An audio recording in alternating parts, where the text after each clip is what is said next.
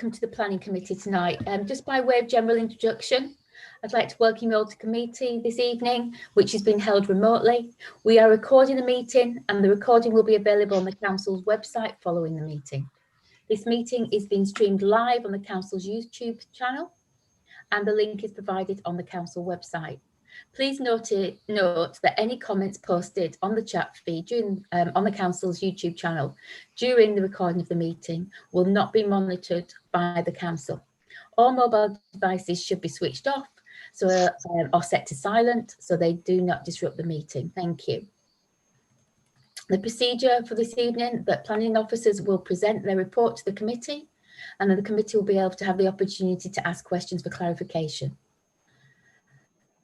Any written statements that have been received from the public or will be read to us by a planning officer. The meeting will then be adjourned to allow those who wish to speak to do so. Each person will be invited to join via the Zoom and will have 3 minutes to give their views. Once all comments have been given, the meeting will be reconvened for members of the committee to discuss the application and the final decision. Thank you. Item agenda 1, apologies for absence, please. We have apologies from Councillor Macpherson-Davies. Thank you. Thank you. Declarations of interest. Do any councillors have any declarations of interest, please? Councillor Morris, you're indicating? Yes, on item number 7, I have already given a view and therefore I will withdraw from the meeting after, hopefully, Chairman, you will allow me to make my presentation. Of course, thank you. Thank you. Any other councillors with a declaration of interest? No, thank you. With that, we'll move on to the minutes. They can be found in your agenda from page 3 to 18. I'm going to come round each of us in turn, so if you could please unmute your microphones, that would be great. So I can come and get your thoughts on the minutes. I will vote in favour of the minutes as a true record. Craig, Councillor Rimmer. I will abstain because I wasn't there. Councillor McGeorge. In favour. Councillor Turner. In favour. Councillor Morris. In favour. Councillor Aderen. In favour. And finally, Councillor Kettle. In favour. Thank you.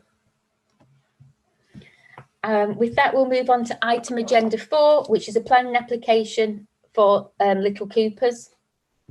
If you'd like to, I'll turn that over then to our officers for that to be presented. Thank you. Thank you, Councillor Brown. So my planning application today is committee item 4. This is at Little Cooper's Cottage, Wat Tyler Country Park in Pitsea. The proposal is for a remedial repointing works to chimney and replacement of nylon netting at open windfire with gorge netting at Little Cooper's Cottage. In this instance, the key issues to be taken into account are the impact of the proposed works on the historic character of this Grade 2 listed building. This application has been presented to the committee today as it has been submitted by the Council's Parks and Countryside Service and under the terms of the Council's Constitution has to be determined by the committee. So in regards to Wat Tyler itself, Wat Tyler is a country park. I'm sure many of you are already aware of it. It contains a variety of habitats, plant and animal life. In the listed cottage, known as Little Cooper's Cottage, sits on the site. It is positioned on the west of the site, west of the access road, approximately 1 kilometre from the park entrance. It is located centrally within the park to the south of the recently completed Wat Tyler Centre, and the cottage is one of a number of historic buildings set around the grassed area to form a village green. So in terms of the proposal, the application seeks listed building consent for a remedial repointing works to the chimney of this property, together with the replacement of nylon netting and opening with thin wire gauge netting. In regards to consultations, the consultation for this went forward to Essex County Council Place Services Historic Environment Team. Initially, there was some issue with the Essex County Council, as he believed there wasn't enough sufficient information to fully submit an informed decision. The applicant then got back with some further details regarding the materials, and following this information, clarifying that a sand and lime mortar shall be used for the repointing and the wire mesh shall be installed into existing drill holes. No further concerns or objections were made in regards to the permission being granted. Also, in regards to the neighbours and third party representations, a site notice was posted in the site, and the application was also advertised in the local newspaper, and no replies were received on both of these. And in terms of the principle of the development, the proposed works are required following inspection of the property to make good pointing to the top of the chimney and replace the existing mesh. This also would involve the wire gouge mesh, which would stop birds and squirrels from entering the flue, which would help with the surrounding wildlife in the Wat Tyler Country Park, as currently there is damage which can in place affect some of the wildlife. So repairing this would stop animals like squirrels and birds from entering the flue. So these works were intended to generally maintain the structure of the chimney, as well as limit any potential damage from animals entering the building and also any weather damage. It is therefore considered that the works are reasonable in principle, providing they do not affect the heritage assets conservation value.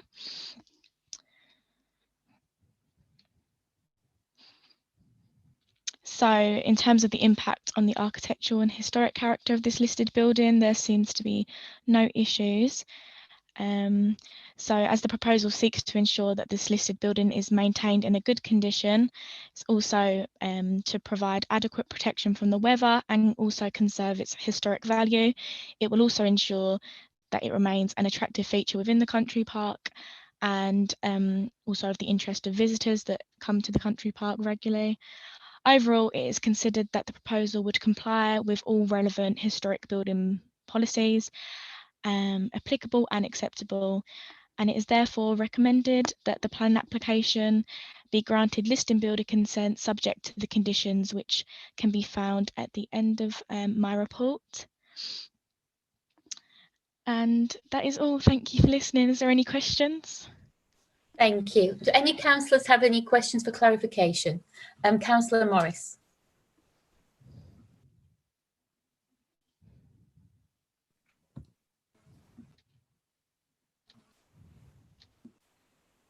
Carol, I think you, sorry, Councillor Morris, you're still muted. You want to unmute yourself? That would be good. Yeah, thank you. The pictures were being shown here. The one on my far left shows mesh. Is that what's there at the moment? And am I right in feeling that the what is going to replace it will be the same gauge, but will be made of wire? Yes, so currently the mesh is in place, and the wire mesh shall be installed into existing drill holes. So it will just be more repointing what is already there, more repairing than adding new materials to the cottage.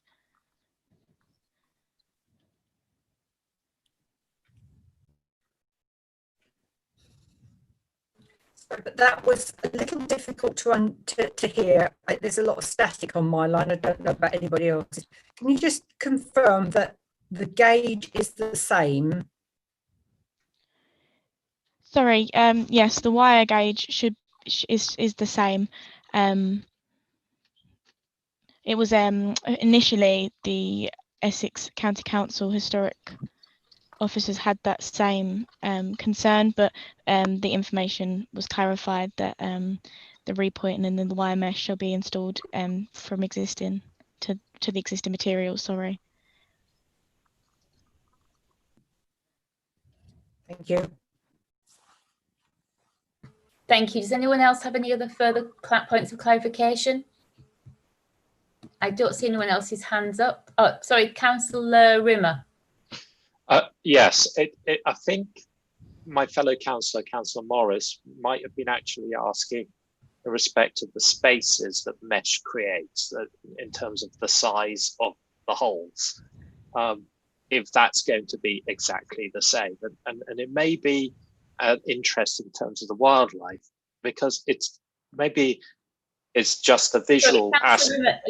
Councillor Rimmer, is this a point of clarification? Are you? Yes, it is. Yes, it is. If you would Okay. allow me the indulgence of getting to that, I was doing an explanatory note because Councillor Morris's question did not seem to be answered as far as I was concerned. So in respect to, thank you. So I think Councillor Morris was after an explanation in respect of the holes. And I'm also after that in terms of the size of the holes. And my thinking behind that is in respect to the wildlife and in respect of wildlife that might actually get entangled in the actual mesh. And I wanted to know the actual size of the holes and what reflection we have in respect of, if the holes are going to remain the same, will they actually prevent wildlife from hurting themselves and getting entangled in it? And because the report itself, it's been mainly featuring, as far as I can see, on keeping wildlife out, and with a little less concern at the moment, but I'm sure that's not true, about actually ensuring the wildlife is safe. Yes, sorry. So in terms of the holes, from what the information the applicant has given from the previous concern from the Essex County Council, the wire mesh was explained to be installed into existing drill holes. So from my knowledge, I think it will be the same holes.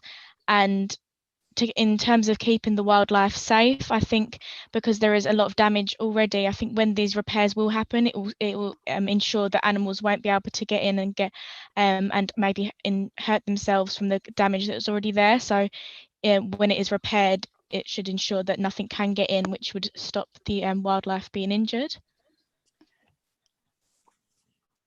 Is that your question answered? Or if not, I can find out some more information about specific measurements. Councillor Rimmer, have you got a further question? Yes, so it's, am I to understand, so yeah, further measurements would be useful, but am I also to understand that the holes couldn't be made smaller without doing damage to the building? And because it's a listed building, that's why we couldn't ask for that. Initially, I think that was a concern from the historic building officer. I think that's why he wanted that to be clarified, that it was going to be into existing drill holes. So I think that might have been a concern initially, and I think that you're right in that way because of the listed building. I think it may have affected, but in terms of further information about the measurements, I could definitely find that out for you. Thank you. Councillor Brown? Yes. Okay, this is set out on top of page 21. It says the removal of the existing nylon mesh at the crown of the chimney and the installation of a small gauge wire mesh in order to stop squirrels from entering the flue. That is dealt with at top of page 21. And it goes on to say at the proposed development basically is to remove the existing nylon mesh and replace with a wire gauge mesh. We could put a condition on to the end of the conditions that basically asks for that we have a review of that as part of the condition. So we could ask for a sample of that to be provided before it's installed to ensure animal safety. So we could ask that additional condition, which would then meet the concerns of Councillor Rimmer and Councillor Morris. Thank you. Thank you, Christian. I appreciate the clarification. But yes, it is outlined in the report. Anybody else wishing to ask for a point of clarification at this time from our officers? Okay, we don't have anybody from the public wishing to speak on this, so I'll open it up to councillors now if anybody has anything they wish to share with the committee. I don't see any hands up. Oh, Councillor Rimmer. Sorry, I raised it electronically that time. I didn't know if that would have been better for you. But in respect of this wonderful site, that's Wat Tyler Park, it's in my ward, Pitsea South East, but there's no declaration of interest there because that's public knowledge. But I just think this is a good proposal overall, with the additional condition to make sure that wildlife are protected and kept safe. Maintaining this building just makes absolute sense. I only wish there was a way to, post-lockdown, increase footfall even further to Wat Tyler Park and to our heritage assets like this that exist. And I commend all the great work that was done by everybody at Wat Tyler Park, and also at such historical societies as the Barrowsden Heritage Society as well. Thank you. Thank you, Councillor Rimmer. Can we please stick to the item agenda that we're actually looking at, a planning application? Thank you. I think I was actually. I think I was. Rimmer, Thank you very much. I would. Councillor Rimmer, can you please Councillor mute Brown. yourself now? Councillor Brown. Thank you. I would rather you just stopped with your partisan comments and jumping in at every moment. You can chair this meeting a lot smoother, a lot quicker if you don't interrupt other councillors when they're speaking, and just let them actually deliberate, which I did do. Thank you very much. Thank you, Councillor Rimmer. Does any other councillor have any comments on the planning application? No, well, with that, I'd ask you all to unmute so we can go to the vote. Thank you. The recommendation is at the bottom of page 19 on your agenda, that be granted conditional listed building consent. I will come to each councillor in turn. Thank you. I vote in favour. Councillor Kettle. In favour. Councillor Turner. In favour. Councillor McGeorge. Favour. Councillor Joan. In favour. Councillor Rimmer. In favour. And Councillor Morris. In favour. Planning application has been granted. We will That now, was subject to the additional condition, Councillor Brown. with the additional condition, yes, sorry. Yes, of course. Thank you, Kristen. We'll now move on to the next item on our agenda, which is item agenda 5. Thank you, Now- Councillor Brown. Thank you. Yes, councillors, evening to you all. Item 5 this evening is an outline planning application. It's regarding land to the south of the Glen, which is property in the Greenbelt Plotland area in Fobbing. All matters are reserved in this instance this evening. So this application is actually asking members to consider the principle of the development that's proposed.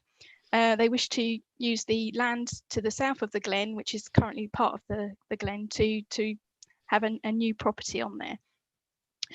So all matters are reserved, which means all the scale, access, layout, appearance and all of that are not being considered this evening. It is purely the principle of the development of having residential on that land outlined in red on the screen before you.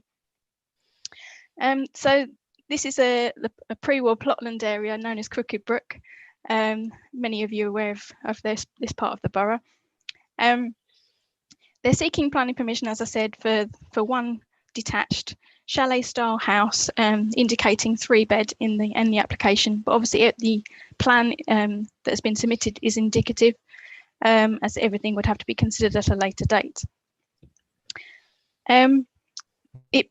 You'll note from the planning history in the report that an outline application was previously submitted on this site back in 2006, which was refused on Greenbelt grounds and later dismissed on appeal following a hearing in 2007. This application has now come back in with a similar outline application, this time seeking a chalet property. It's in the Greenbelt, and as you are aware from the MPPF section 13 and paragraph 145, new buildings are to be considered inappropriate development in the Greenbelt unless they fall within one of the exceptions. In this case, the site and the proposal does not fall within any of those exceptions, and it is therefore by definition harmful to the Greenbelt. It would also have a far greater impact on openness than exists at present on the site, which is open garden area with trees and some landscaping to the boundaries. Very special circumstances have not been put forward, nor do they seem to exist for this proposal. Whilst I have mentioned in the report for you that the emerging local plan does have the proposed infill policy for limited residential infill development in the Greenbelt, policy BAS GB4, this has very limited weight at the moment, and that policy also states that the proposal must not have a greater impact on openness than what is currently there, which in this case, a new property with substantial built form would obviously have a greater impact on openness. That policy, as I said, has very limited weight also, and has still got to go through the public examination in public to test the soundness against the NPPF. So as I said, this is an outline application with all matters reserved. So that site plan in front of you is indicative. It's just what's been submitted by the applicant as an indication of what they would like to propose. During the consultation period, we had one letter of objection from a neighbour who's written in, and the comments are outlined in the report for you. But it's put forward to you this evening with a recommendation for refusal, as it is contrary to Greenbelt policy, and there are no very special circumstances or considerations that outweigh the harm to the Greenbelt in this instance. It's before you tonight as it's been referred to committee after request from Councillor Smith, and which was agreed with the former chairman. Otherwise, this would have been on the category 1 list. Thank you for your time. Thank you, Lisa. Okay, councillors, are there any points of clarification, please? Councillor Carol Morris, thank you. Thank you. Just to ask about where the entrance to that site might be proposed, because we got the letter from the applicant as a supplement to the agenda, which stated that the entrance wasn't any closer to the bend than someone opposite. So presumably there is an indication of where that entrance to the site should be, which doesn't appear on the what's been just put up in front of us, please. No, Karen Morris, we don't have that information because it's literally outline only with all matters reserved. So the access hasn't been ticked on the application form, so they haven't wished to give that information at this stage. So that would be something that would be considered later if this got approval. All right, thank you, Elisa. Okay.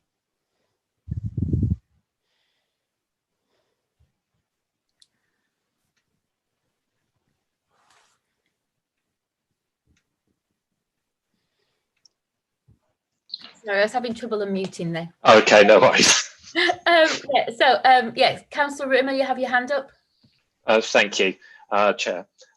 Just looking at the outline, I'm just seeing other properties and other plots there where there seems to be a similar development that's taken place. Is there any historical development or historical planning with similar plots nearby where they've actually added other buildings? And if there are, is that something we should be considering at all or giving any weight to? We've been very consistent in this pre-war plotland, as we have been on other areas in the borough where it's Greenbelt. There has been replacement dwellings, 1 for 1 as the policies allow, and there has been additions under permitted development plus additions that have been granted planning permission subject to the Greenbelt allowance that we have under our policies. So there has been other development, but not on vacant sites like this where it's inappropriate development for new buildings presently. Thank you. Does that answer your question, Councillor Rimmer? I think so. I was just, yeah, let's say yes. Does anybody else have a point of clarification? Thank you. Well, with that, then I will adjourn the meeting. We have, do we have any statements to be read out before the members of the public come in? No?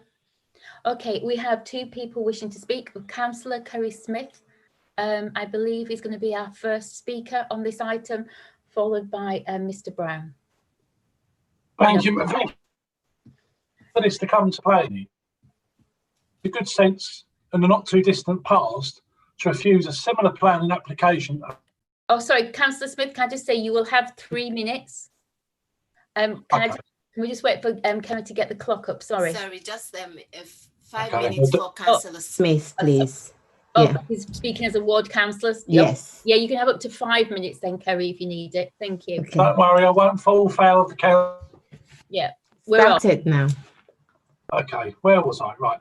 So on this estate, literally is known as the Reader's Yard and the Willows, this planning committee had the good sense to not for free, I think it was traveller pitches on this site. It went to appeal and the committee's decision, don't know why, the government's planning appeal board, I think, misread that. So residents see that on one end of the estate and they think, well, if they can win that on appeal, why not ask for this to be looked at by Basildon Council? Now, I asked for this to come to the committee so that you as the committee members can look at this case and give it your own point of view and give my constituents a bit of due process before the committee. So thank you, Madam Chairman, and I'd like to thank your predecessor, Councillor Jack Ferguson, for allowing this to come to committee. Thank you. Thank you, Councillor Smith. Kemi, do we have Mr. Brown, Mr. Andrew Brown, waiting to come in? Yes, he is. He's coming in. He's connecting now. Thank you. Mr. Brown?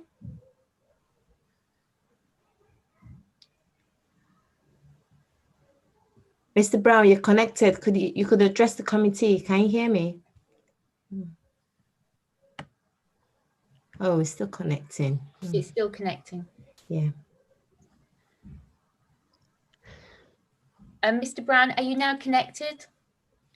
Hello, can you hear me? We can. You have 3 minutes to address the committee. When it gets to 30 seconds to go, I'll ask you to wind up. If you'd like to now address the committee, thank you. Okay, well, thanks very much indeed to committee for listening to me. I've heard what was said by the group, and I do accept that it was planning permission applied for some years ago in 2006, and it was refused and again refused on appeal. The reason I've asked for it again this time is it's become clear to me that the planning group have approved under Green Belt legislation for some development on existing properties. That's to say the Reader's Yard, on the premise that there was a building there before. So now planning has been allowed for 3 bungalows to be built there. And further at the end of Brook Drive, there's been an allowance for a replacement for a shed for a bungalow. So that being the case, it becomes pretty clear to me that certain allowances have been made under the Green Belt legislation for development to take place. Given that the Basildon Council asked for a Green Belt infill study to be carried out, which recommended that there were certain areas could be developed, then I'm applying really under the premise that certain development has been allowed. And I'm looking at the timer here, I'm not sure it's going. Certain developments have been allowed, and therefore I think it only reasonable that the opportunity is given to me as well. Under the MPPF, it does state in there that certain infill should be considered and to be allowed. And I would pick up on the point that's been made. Is this harmful to the Green Belt? And I would ask you to look again at the plot. To build a small bungalow within a fairly dense village type area is not exactly harmful to the Green Belt, whereas some of the development that's been proposed by the council, I would suggest is, such as the 3 bungalows on an extension to the plotland estate. So I just asked for that to be considered. I can't see the timer, so I'm assuming my time is pretty much up. Can you confirm that?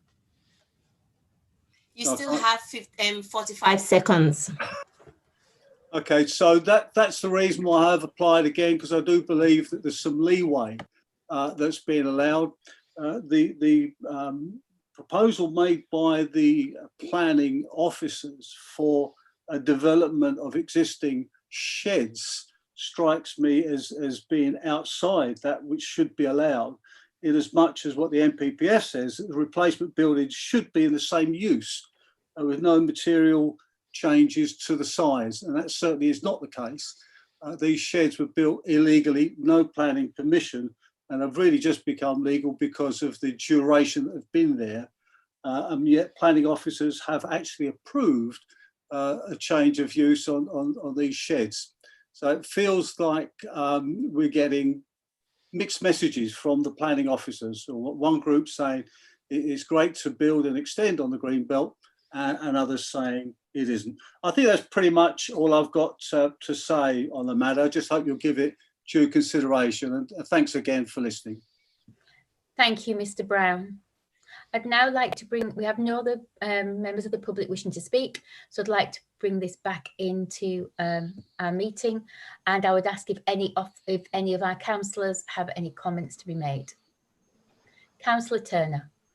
Yeah, well, I've got every sympathy for that comment. Our Greenbelt policy is shot, absolutely shot. There is no consistency, and you can't really have a go at a member of the public that looks at these applications coming through and makes that same conclusion. Unfortunately, two wrongs don't make a right. I mean, our officers really do need to get a grip of this policy. And we've said it before, it's perverse. And the resident said it there. You know, there's no difference between his land and some of the land that officers have proposed. It's ridiculous.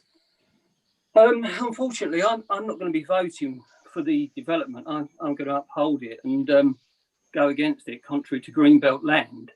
But I think the message needs to be taken on by the planning manager, who needs to get her arms around exactly what this council is doing, because this won't be the last instance where people turn up completely confused. Thank you. Thank you, Councillor Turner. Do we have any other councillors wishing to speak?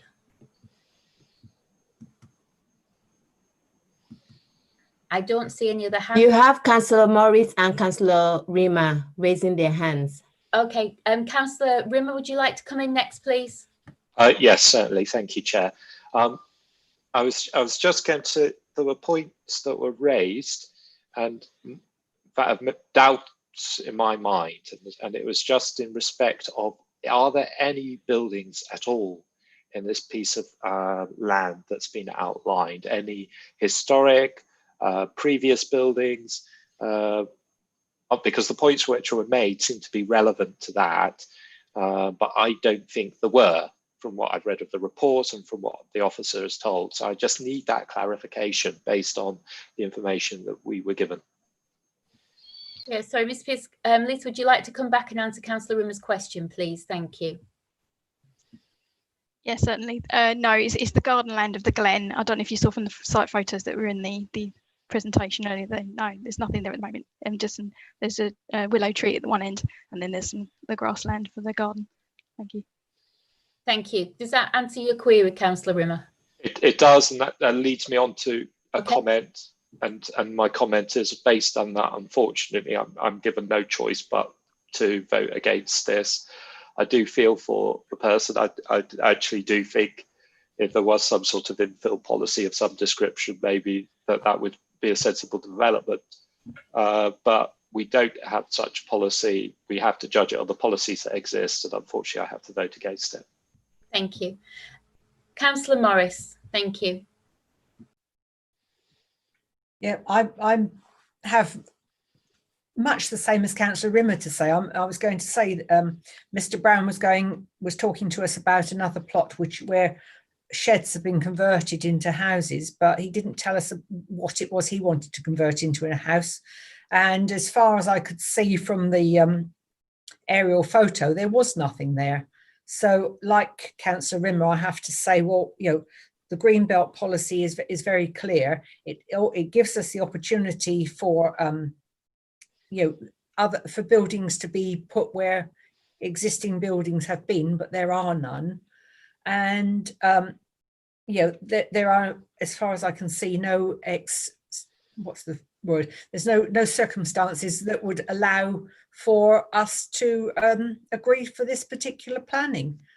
And obviously in the past, Mr. Brown has been through the process of putting in planning application and also appealing our decision, and both have said no. And I can't see any change in that. So I think it's a case of, I certainly will be saying no again. Thank you. Thank you, Councillor Morris. And I think, to be clear, that during that period of time, Greenbelt policy has been moderated, has been slightly, in favour of development where there are existing buildings. And it is very clear on this plot that it is not like the other considerations where our officers have recommended we approve, and at times we have approved, where there was existing buildings. On this part of the garden, there is no existing buildings. So it's a very different area of Greenbelt policy that is very clear and consistent on this council. Does any other councillor wish to speak about this particular planning application? No, I don't see any other hands up. Therefore, I will go to the vote. Councillor Kettle had her hands up. Councillor Kettle. Oh, I'm sorry, I don't have that up at all. Sorry. Yeah. Okay. Yeah. Councillor Kettle, would you like to come in? Yes, I was just looking at the plan and the green belt policies, and what I can see, there's buildings and all the others, but this one has got nothing, is it? Is it actually green belt? And it's going to build on it from that without any other like brownfield sites already there, construction, groundworks or anything, or is it just going to, because I can't see anything on there except it's just plain, and I would like to know whether that is just green belt. Lisa, do you want to come back, please? Thank you. Yes, the site's designated greenbelt. Thanks. Thank you. Does that answer your question, Councillor Kettle? Well, sort of. If it's green belt, then and there's other buildings, and if we allow him to put that chalet on there, how would it affect the green belt policy? I mean, if it oversteps on it, you're going to have problems. Then you've got the highways, the railway and the BEM, because I know where it is on the roads when I travel there, and it could cause some kind of a problem. And I just want to know, if it was just a brownfield and it was there, then obviously I'd agree, go ahead, but it's green belt and it's a bit touchy subject for me. Thank you. I think our officers have clarified that it's definitely greenbelt land, Councillor Kettle. Okay, thank you. Any other questions, comments? No, with that then, councillors, if you'd mind unmuting yourselves and we'll go to the vote. Okay, so I'll start with myself and I vote in favour of the recommendation, which is to refuse planning permission. The recommendation is found on page 30 and it is to refuse planning permission for the reasons set out at the end of your report. I vote in favour of the recommendation. Councillor Turner? In favour. Councillor Morris? In favour. Councillor McGeorge? In favour. Councillor Drain? In favour. Councillor Kettle? In favour. Thank you. And so I also get to vote, I believe. Oh, sorry, Councillor Rim, I thought I'd said That's okay. Yeah, I'm reluctantly in favour. Thank you. So with that, planning permission has been refused. We'll now move on to item agenda 6. This item agenda is actually being withdrawn from the agenda tonight. This is so I've asked for it to be withdrawn so that further consultation process can be carried out. We will now move on to item agenda 7. Thank you.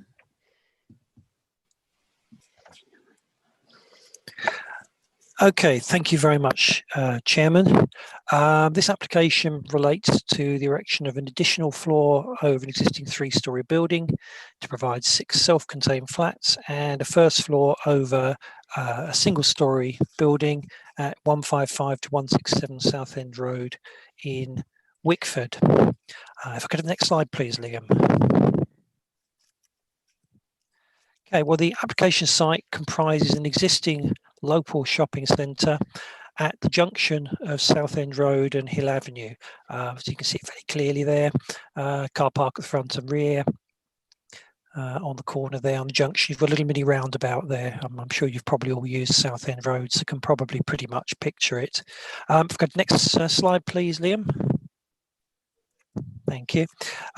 It comprises 7 commercial units at ground floor level, 6 smaller units which are located under 2 floors of residential flats, totaling 13 units, and a larger retail unit at the western end, as it's on the left, which is currently occupied by Tesco, that is single-storey. There is a customer car park to the front of the site for about 20 spaces, I think, and just adjacent to Southend Road, and a second car park to the rear of 17 spaces and garages, which are used by the occupiers of the flats and also for servicing of a number of the retail units. And both car parks, as you can see from the bottom photo, are accessed from Hill Avenue. If I could have the next slide, please, Liam. Thank you. Current proposals are in respect to the addition of 7 apartments, 6 in an additional floor above the existing flats, and a further unit over part of the existing single-storey retail unit.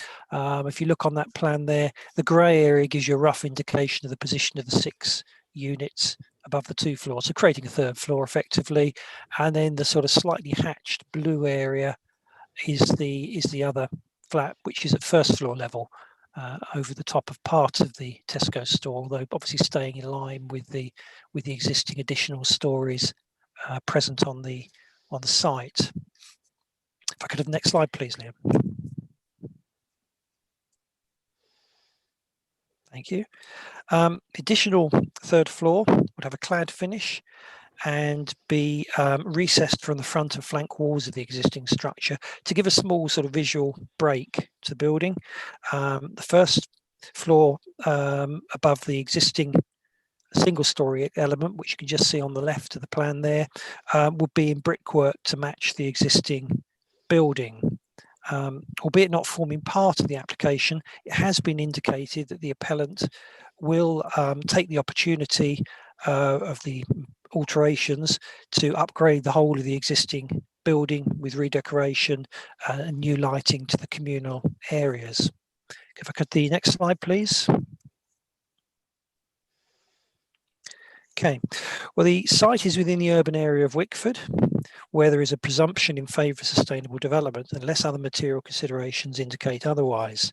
The council does not currently have a required 5-year housing land supply, and the principle of residential development would accord with general policy requirements of the NPPF, subject to compliance with relevant local plan policies and guidance. In terms of the design of the development, the existing building dates back probably, I suppose, to the late 60s, early 1970s, and currently appears to have a slightly careworn appearance to it. And the development does offer the opportunity to modernise and enhance its appearance. In terms of the character of the area, the existing local shopping centre is very much an anomalous feature with a scale and form that is significantly different to nearby single and 2-storey residential properties in the vicinity. Excuse me. The additional storey would have a very limited impact on the overall scale of the development in relation to the existing buildings and the surrounding residential properties, adding only 2.6 metres to its height at the maximum point. This would be also, the height increase would be further mitigated by the use of contrasting grey material finish to the new floor. If you could go back 2 slides, please, Liam, back to the site plan. That's great. The limited increase in the height of the building and distance to properties in Southend Road and Hill Avenue limits any potential for unacceptable overshadowing or overdominance. There are 26 metres to the closest property to the rear, 20 metres to the east or flank, and 40 metres to properties fronting the south side of Southend Road. The only immediately adjacent dwelling, as you look at that plan, is to the left or west of the site. And on this side, obviously, there is only proposed to add 1 single-storey floor of 1.8 metres in height to the existing single-storey flat roof element, and this would be set a minimum of 3.8 metres in from the boundary, so mitigating any potential impact on outlook or overshadowing that might otherwise occur. In terms of parking, the opportunities provision of additional parking on site is quite limited, although 2 are proposed. The applicant argues that the site is in a sustainable location, accessible by foot, cycle and public transport. It's located about 1.1 kilometres from Wickford Town Centre, and there are frequent bus services along Southend Road to Basildon and Southend, very close to the site. Site is 16 minutes walk and 7 minutes cycling distance from the town centre. So notwithstanding the location, the applicant has also undertaken a parking survey to look at the existing residence car park at the rear of the site and look at the levels of usage. And this has demonstrated a maximum usage level of 70%. So effectively, this indicates that there's 5 spaces free at any one time.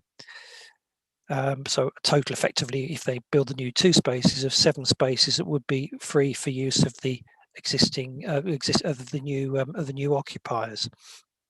Given evidence of current usage of the car park, provision of an additional 2 spaces, and its relatively sustainable location, together with the comments of the Highways Authority confirming no detriment to highway safety, the development is considered to be satisfactory in parking and highway terms.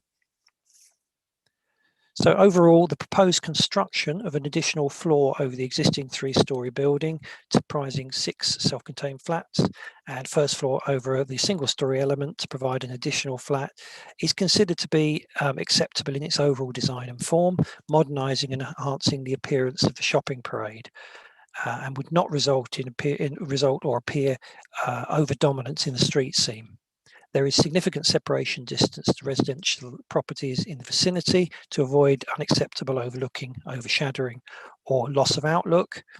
And the level of car parking, albeit below current standards, is considered acceptable, having regard to the findings of the parking survey and relatively sustainable location of the site.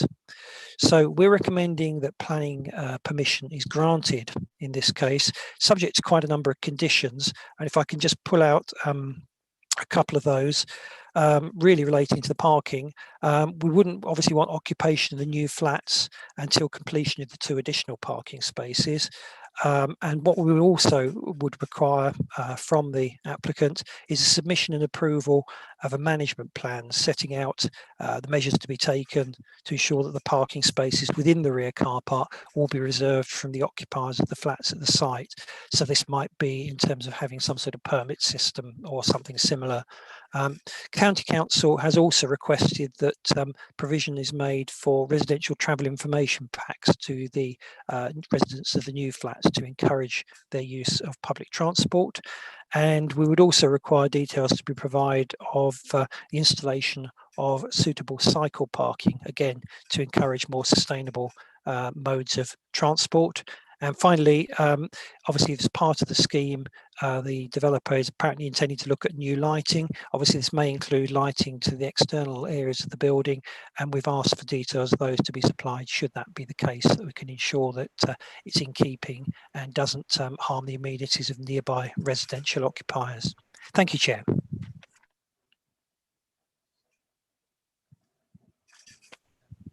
Anyone have a point of clarification? Councillor Rimmer? Yes, please. Thank you. Yes, I was just going to, I've got quite a few actually. One was to do with, we were talking about sustainability. Is there any sort of condition or any plans to have any sort of electric charging points?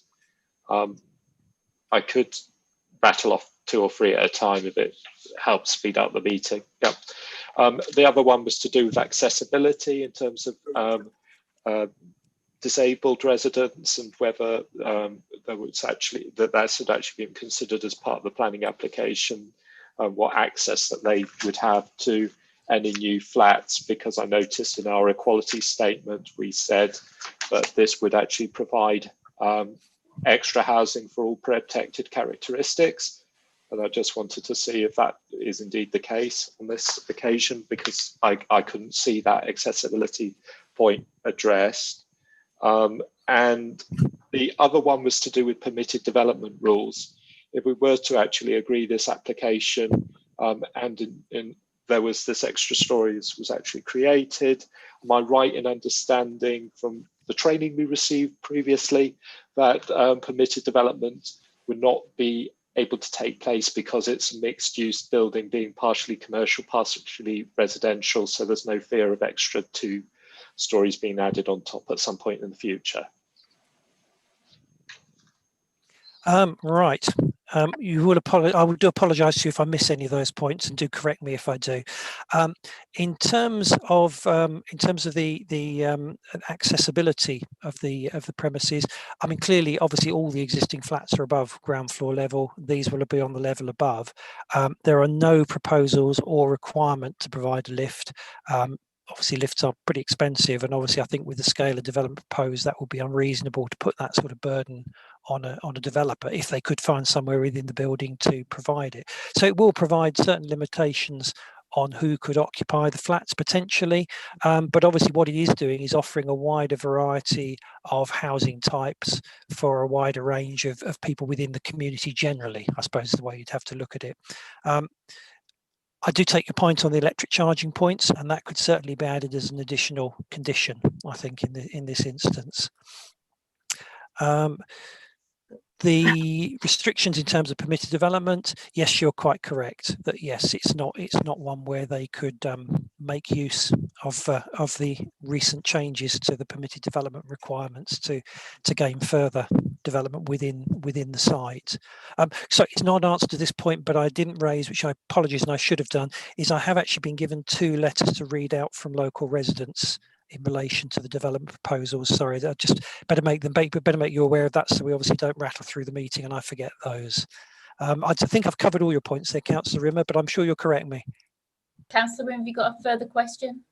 No, it was just, well, yes, but maybe to the head of planning based on that feedback. You have answered all my questions, but I think it's on this equality statement. I think on something like this, perhaps a caveat to say that actually the impact in respect of this, one of the protected characteristics in respect of disability, as of the Equalities Act 2010, would be useful in future. So we know at least that it isn't a catch-all statement. Do you want to come back in, Christine?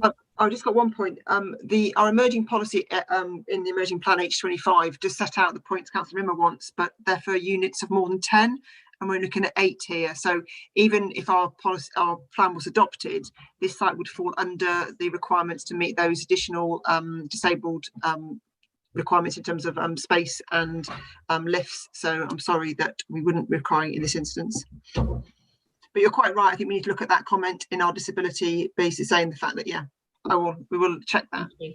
Thank you. Any other councillors have a question for clarification? Yeah, I'd like one. Okay.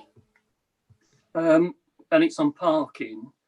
If you look at the map that you put up previously, in the southwest corner, my memory serves me right, there's quite a large vista there, which is part of the property.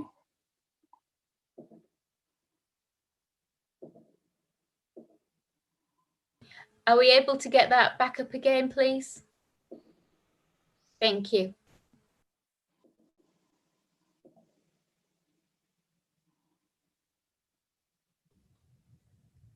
Liam, could you share your screen again, please?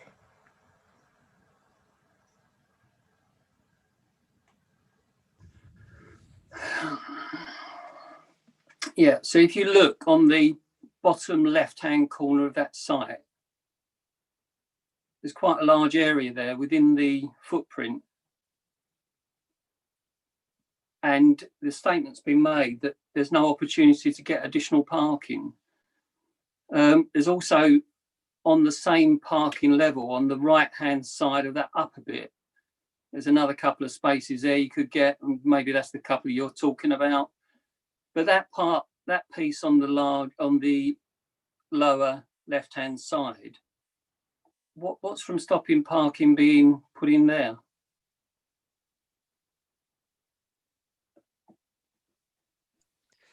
Yeah, I think the issue probably is that the car park to the front of the building is generally used by shoppers. So it would obviously be very difficult to sort of differentiate the use of the spaces by the shoppers and by the residents. I think the intention of the owner is that they want to sort of separate the two out and make the rear car park sort of specifically for the occupiers of the flats and the shoppers to use the front car park. I mean, I think there is some because there's no sort of nothing to stop you doing so. I do think shoppers do sometimes park at the rear at present, which obviously they're looking to try and stop. The additional car parking spaces that they're proposing, actually, I do apologise because I should have probably pointed that out a bit more clearly. They are at the sort of top right of the plan, so the northwest of the site. You've got a sort of a row of old garages, and then there's a grass area beyond that, and the intention is to fit in 2 additional parking spaces there. I mean, certainly there's nothing to stop them enlarging the car park at the front to provide more shopping parking. I think it's 20 spaces at the moment, but obviously at this present time the application is in relation to the flats only. Right, but so the study that the owner's done, where he's saying that there's a roughly 5 car parking spaces that are free at any time, are done on the rear, are they? Yes, that's purely on the rear parking, not on the site as a whole. So, and we've taken his word for that, yeah. What he's submitted as a document in the local plan for his application. It's been carried out by a sort of a credible company who deal with this sort of work. Yeah. Yeah. So, and now we're adding these flats, and we're assuming it's 1 space for each of the flats, so it doesn't comply anyway. It's slightly short. But then we look at what it comprises of. There's 3 bedroom. There's 2 bedrooms, I think it is, and the rest are 1 bedrooms or some mix like that. And we're assuming that even if they had 1 car each, we still wouldn't have enough parking. So where do we think they're going to park? If you know that site, there are times at peak times when it gets really busy. Where do we think that commuter traffic is going to go? Well, the residents are going to end up parking at the front, and then those that want to use the shops are not going to end up being able to park there, so they're going to park in Hill Avenue. And Hill Avenue is a bit of a dodgy road anyway when you're trying to pass it. Just when there's residential parking, you're in and out of that. And coming off of that road, where I think the mini roundabout is, you'll be straight into that. I mean, we've got an example of this in Billericay down by the Tesco Express, where there's just not enough parking. Why aren't we then insisting that more parking is made to the front, and then we cover all bases? Well, I mean, that's the application in front of you as they've submitted it. What I would say, though, is obviously the parking survey is part of their overall strategy. Obviously, part of their argument is that it's a sustainable location, and therefore you are going to get occupiers of the flats who don't rely on a car.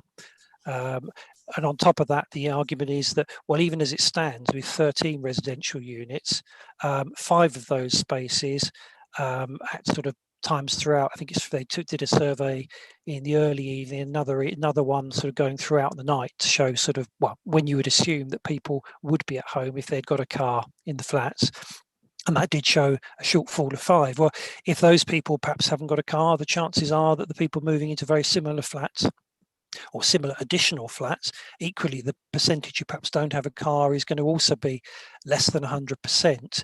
So overall, you would be providing an adequate number of spaces. I mean, I agree, you're going to get peak times, and certainly I've been along there at times, and when that car park at the front for the shops has been very busy, I entirely agree with you. But obviously, the idea is to try and separate the 2 out, and I think there has been some overlap between the 2 previously, which obviously they're intending, and we would make sure through the management plan didn't occur in the future. Well, I accept all what you say, but there's a lot of if, buts, and babies there. You know, I don't want to separate the 2, because I think on a single site where you're likely to get an issue. I mean, let me ask you as a professional planning officer, do you accept that this is a sustainable site and people aren't going to use a car, knowing where it is, its location? Do you accept that? I certainly think they could. I mean, a kilometre from the town centre. No, I didn't ask that. Knowing the location and the distance from the town centre, do you think it's likely that residents won't have a car there?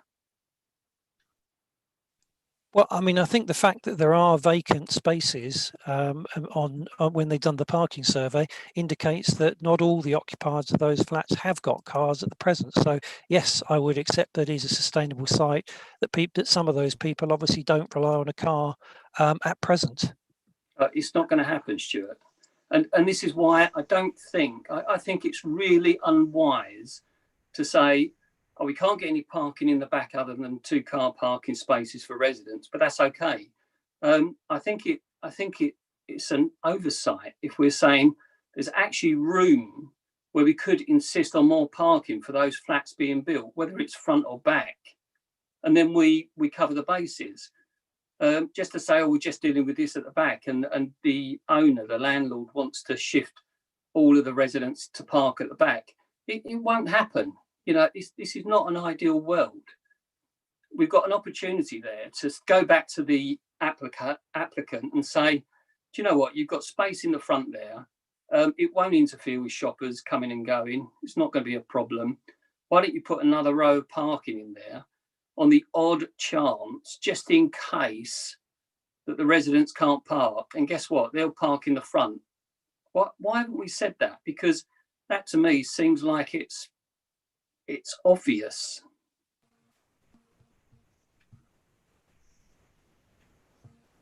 I'm not really sure there's anything much more I can add. I mean, obviously, you'll have your view on it as to whether the proposals are acceptable. They are what they are, and really, I think a decision has got to be made on that basis as to whether you feel they are acceptable as submitted. So you just didn't want to ask the question? Councillor Turner, we need to look at the proposal in front of us, not what we'd like to see looking like otherwise. Well, Chairman, with respect, let me just say, officers deal with these applications and they know where there's pinch points, and they would go back, as they do on a pre-application, and they say to the applicant, you know, this isn't going to work and that's not going to work, and we think you should be doing this. And here we are, we're discussing an application where officers have had lots and lots of time. They know there's a problem here. They can't put their head in the sand, although they do, like other applications. And all I'm asking is, why weren't these questions asked? Because it's going to save a lot of grief. And I'll tell you what will happen. You know, this might go through tonight, and the applicant will get his way. And guess who's living with the problems? It won't be the planning officers. It'll be the locals around it. And all I'm saying is, for the sake of what looks like maybe 10 more parking spaces, we could have dealt with this. We could have all approved it. It might actually be good for the neighbourhood. But at the moment, what you're saying, what we've done is we have allowed the applicant to get away with it. Why? Councillor Turner, what we have allowed is an owner to put forward a planning application for what they want to build. It is our job now to determine whether or not we are going to approve or not approve the application, not say what they should or shouldn't have put before us. No, you're right. But that's where we're at, Councillor Turner. The officers have an obligation. Yeah? Councillor Turner, have an obligation. What the officers do and don't do, Councillor Turner. Councillor Turner, thank you. I won't do it. Thank you. That's fair enough, Councillor Turner. What I want to say is what the conversations happen between officers and those wishing to put forward a planning application before this meeting are not up for discussion during this meeting. The point of this meeting is for us to consider the planning application in front of us and ask questions where necessary to help us make that decision. You think so? Okay, move on then. Anybody else have any questions of clarification? Ms. Spears, you said you had 2 statements to read to us. Thank you. Yes, I've got 2 statements. I've also got a further statement on behalf of the planning agent for the application. They are supposed to be here. I don't know if Kemi's aware of whether they have arrived or not. They just wanted to be certain. They're here. That's okay. I can leave that one then. That's fine. Okay. Yeah, I have two emails from local residents. The first one is from Alan Ford. He says, I strongly object to this application on the grounds that it is overdevelopment, 14 flats becoming 21 and the creation of a 4-storey building, which is not in keeping with this residential area. A 4-storey building will have a significant detrimental impact on the locality's residential environment. Furthermore, the local infrastructure is inadequate for such an expansion. Specifically, this plan 1 does not respect surrounding properties, towering over bungalows to the left, right and rear of the building. 2, overshadows immediate buildings to the left and across the street, limiting light, whereas at the moment, sky can be seen over the building from ground floor windows opposite, which will be cut off. 3, jeopardizes the privacy of residential properties opposite. 4, provides no dedicated parking facilities for the 7 new flats. Consequently, many of their cars will be parked in the shop's front car park, thus reducing the availability of shoppers' parking spaces and causing further instances of car parking queues stretching back onto the A129 Southend Road, creating even more regular traffic jams. And 5, will increase the noise disturbance issues associated with the existing flats and car park. Please consider these comments in your forthcoming discussions. And the second email that I have is from a John Walsh, and he says, as requested, I'm setting out my comments on this application to the Planning Committee as follows. 1, what consideration has been given to the structural implications of a new floor on the existing building? If additional structural support is required, I would think this will have a negative impact on the existing properties. 2, my property will be overlooked by the new floor in a way that it is not currently, and this will be detrimental to the enjoyment of my property. I have concerns about light and shadowing, particularly in the winter months. And 3, parking and traffic in the area are already problematic around school start and end times, and additional residences are only going to add to the problem. Additional parking spaces will not resolve the volume of traffic. And 4, given the problems with building on top of existing properties, I believe the blight and disturbance caused by construction will be intolerable for existing residents, businesses and adjacent properties. Thank you, Chair. Thank you, Mr. Spears. I believe that the agent wishes to speak. Kemi? Councillor Morris had her hand raised. Sorry, I thought you said that the agent wishes to speak, Stuart. Sorry, did I misunderstand that? No, Councillor Morris, you have your hand raised. Yeah. Do you? Yes. Councillor Morris, I believe, wants to come in for the discussion. My question is, sorry, I thought Mr. Spears said that the agent wishes to speak. Yes, that's correct. Yes. Yes. Councillor Morris, I believe, do you want to make a point of clarification, which should have happened already? You don't, you wish to speak. Therefore, Councillor Morris will speak after we've heard from the agent. Sorry, isn't Councillor Morris speaking as a ward councillor on this occasion? I thought she declared that, just for my clarity. Yes, she is going to, yes. But yes, so if we could hear from the agent next, please. And then I'll bring him in. Okay. Thank you.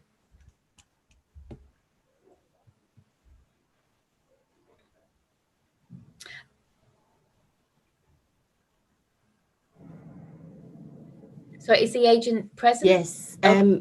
Thomas, can you hear me? It's still connecting, I believe. I can't hear from him. Yeah, I don't have him on my screen yet. Yeah, it's still connecting. Good evening. Can people hear me? Could you speak up a bit more, please? Can you hear me all right? That's better, Thomas. Yeah. Is that all right? Brilliant. I'm not sure if you can see the clock or not, but you have 2.5 minutes initially. I will then say when you've got 30 seconds left in order for you to start to wind up. So you have 3 minutes in total. Thank you. That's great. All right. Thank you very much. Good evening, Chair and members. Thank you for allowing me the opportunity to speak tonight in this unique forum. I do apologise in advance for repeating any points that Stuart Spears has already made. I'd like to start by emphasising the material benefits of the proposed development. Firstly, it will assist in boosting the supply of housing within the Basildon Borough, especially given the current absence of a 5-year housing land supply. There is also an identified need for the type of residential units that the proposal seeks to provide. The additional floors at first and third floor level would also improve the overall visual appearance of the building. When undertaken hand in hand with the intended maintenance and redecoration of the building and its communal areas, the proposal would also seek to improve the living conditions for both existing and future residents at the site. When reviewing the additional floors, the height of the building is not substantially increased, as is demonstrated by the submitted CGIs, which you've seen tonight. Furthermore, and as reiterated by the planning officer, there will be no loss of privacy, increase in overlooking, or loss of light arising from the development, given the substantial separation distances which currently exist between the building and the neighbouring properties. The proposal also complies with the 3 elements of sustainable development, whilst the principle of upward development is also supported by the NPPF. In terms of location, the site is highly accessible and has convenient access to nearby parks, schools, amenities and employment opportunities through walking, cycling or using public transport. A secure cycle store has also been proposed to the rear of the building for use by the residents at the site. In concluding, I note that there were no objections raised by 6 Highways in respect to this application. As Stuart has already mentioned, a parking survey was undertaken by a qualified transport consultant, which did not return any concerns regarding highways or indeed the parking provision at the site post-development. Likewise, the Environmental Health team also raised no concerns. With regards to the objections submitted, these points have been addressed in detail within the company committee report. The current scheme before you is therefore compliant with the adopted development plan, the NPPF, and is acceptable in light of all other material planning considerations. Therefore, I wholly endorse the officer's recommendation, and I hope that you feel able to grant planning permission this evening.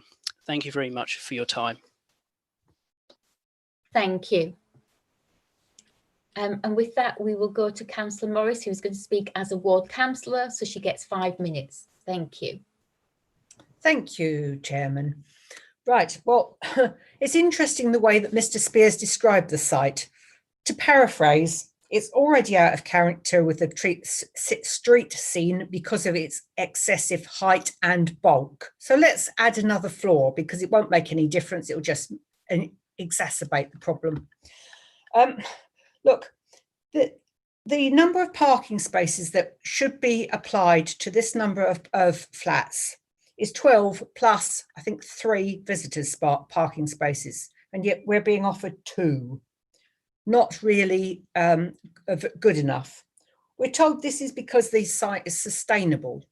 Well, you know, has anyone tried looking at how the road goes outside of those flats? It is a steep hill all the way down to the town, which is great if you're going, but not so great if you're coming back. I wouldn't want to cycle it. As for buses, well, if you're lucky, you might get one every half hour. So it isn't a sustainable site in that respect. People are more likely to want to take their cars to the station and then use a train than they are to walk, that's for sure. Now, we're being told that there's been a parking survey, but I'm not quite sure. It seems to have only been for the actual car park, because if there was a car parking survey for the surrounding roads, there wouldn't be any parking spaces because they're all double yellow lines. Nobody's allowed to park there because of the school. So, you know, there's no chance that if they can't park in their own car park, that there's anywhere else they can park. Now, we're talking about parking, some sort of allocated parking scheme. Well, you know, who is going to enforce that? We haven't heard who's going to be there and making sure everyone's parking in their space and nobody else can park there. As we have been told, it's a busy junction with the shops and the school, and that roundabout outside is often chock-a-block with people trying to get into the fronts of the shops, which means that the main road, the South End Road, which is the A129, you cannot actually get straight, you cannot go straight ahead at that point because of all the cars parked in it. Yeah, I think that's more or less all that I wanted to say on that score. Thank you, Madam Chairman. Thank you, Councillor Morris.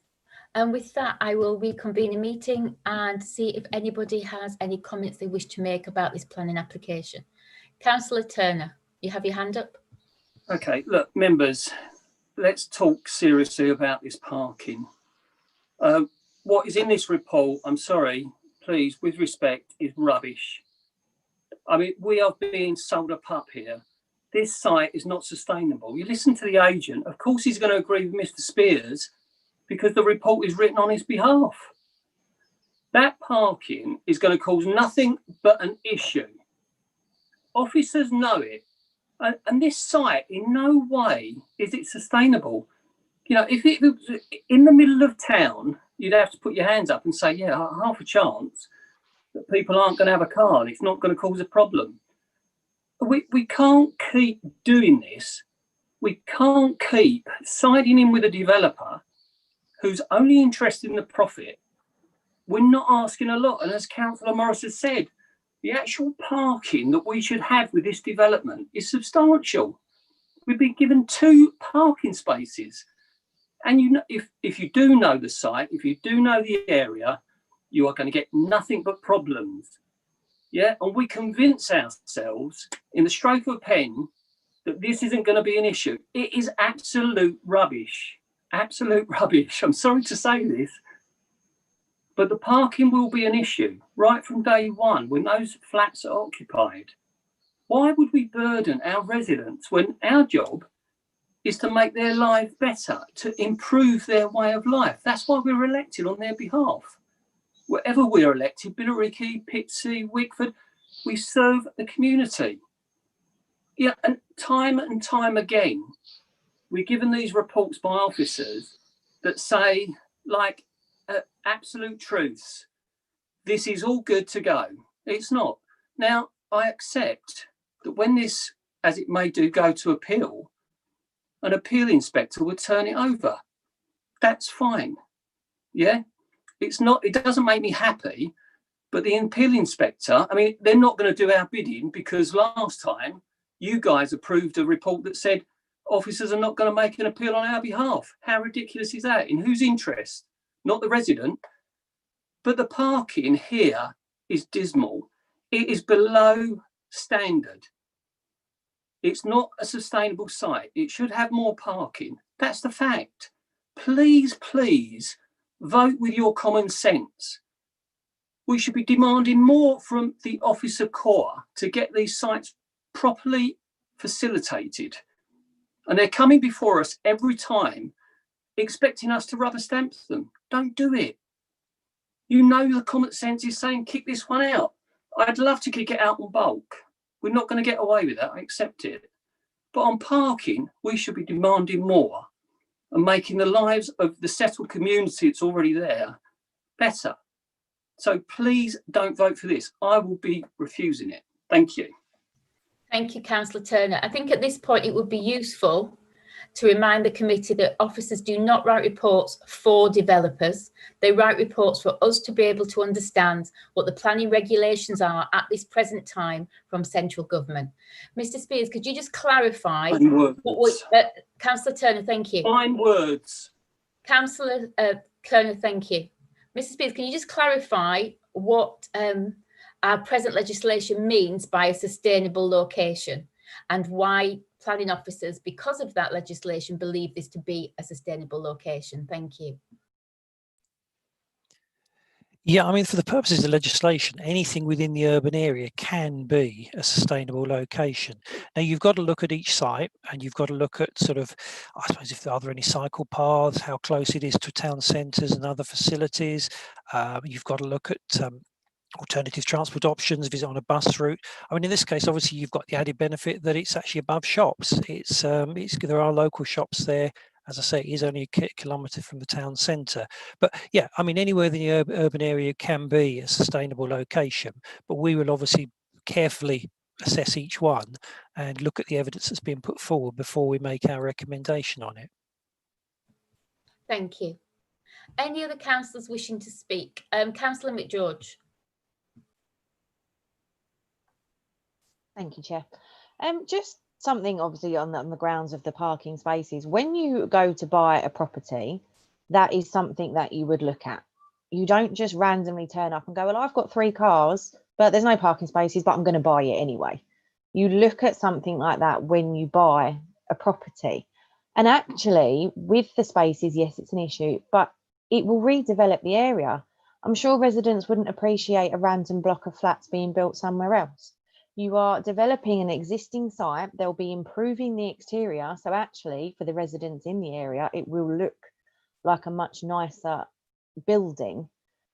And I think if you're sensible with it, yes, the parking's not what we would like. However, people are sensible when they buy properties, and there is an improvement to the area.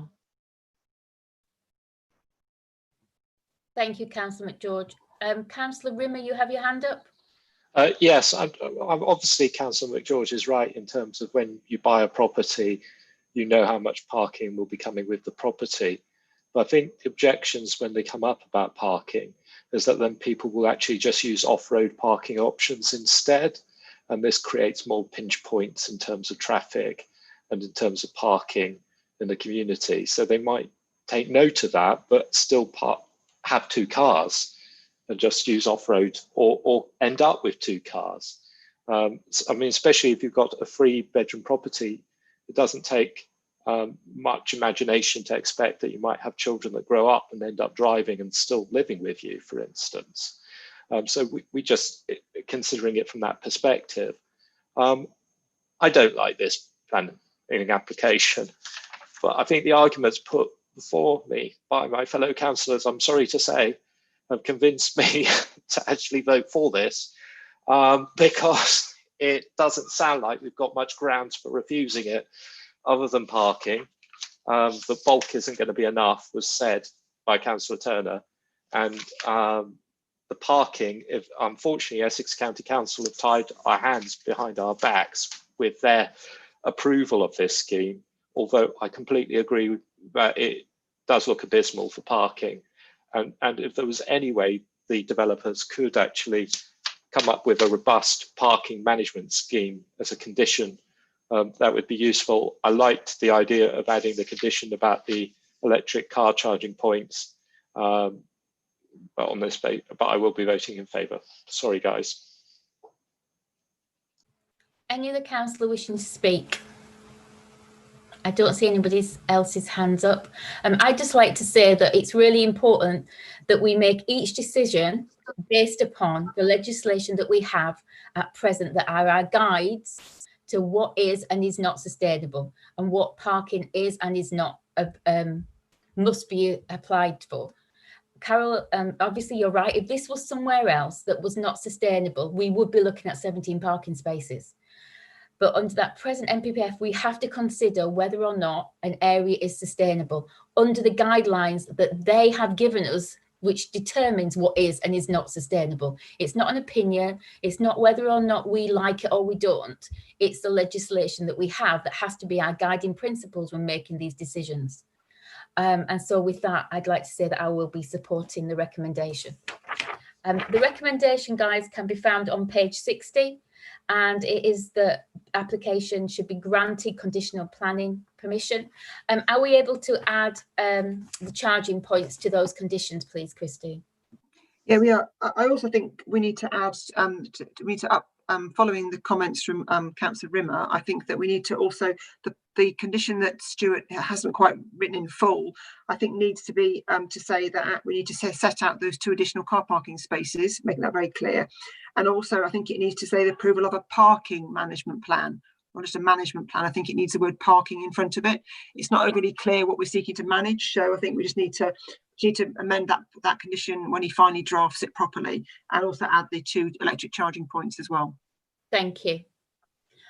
Does that satisfy you, Councillor, when it comes to those conditions? Yes, it does. Thank you, Chair. Excellent. Okay, then I'll ask you all to unmute yourselves so we can take a vote. I would remind councillors that Councillor Morris is unable to vote at this time for the explanation she set out at the beginning of this item. Okay, so I will be voting in favour of the recommendation. Councillor McGeorge? In favour. Councillor Rimmer? In favour. Councillor Adrian? In favour. Councillor Turner? Against. Councillor Kettle?